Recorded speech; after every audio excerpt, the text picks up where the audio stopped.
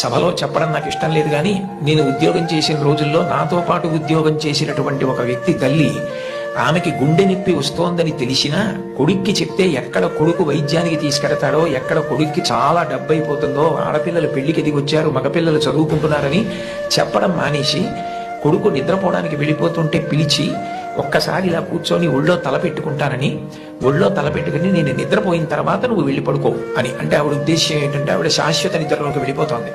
ఆ కొడుకు ఒళ్ళో తలపెట్టుకుని పడుకుంటే కొంతసేపటికి తల్లి కదలటం లేదని వాడు కదిపి చూస్తే తల్లి శరీర త్యాగం చేసేసింది. ఆ తర్వాత తెలిసింది, తన భార్య చెప్పింది, కొంచెం గుండెల్లో నొప్పిగా ఉందమ్మా, బరువు పని చేయలేకపోతున్నాను, కానీ వాడికి మాత్రం నువ్వు చెప్పకు సుమా అని ఒట్టేయించుకుందట కోడలతో. అది తల్లి అంటే. అమ్మ లాంటి వ్యక్తి జీవితంలో ఇక దొరకదు. జీవితంలో అన్నిటికన్నా పెద్ద నేరం ఏమిటంటే అమ్మకి చెప్పలేము అన్న పని మనం చేయడమే. ఏ పని మనం చేస్తామో అది అమ్మకి చెప్పగలగాలి. మీరు ఏ పని చెయ్యండి, ఇది అమ్మకి నేను చెప్పలేను అన్న పని మీరు జీవితంలో ఎప్పుడూ చేయకూడదు. భగవంతుడెంతో అమ్మ అంతే.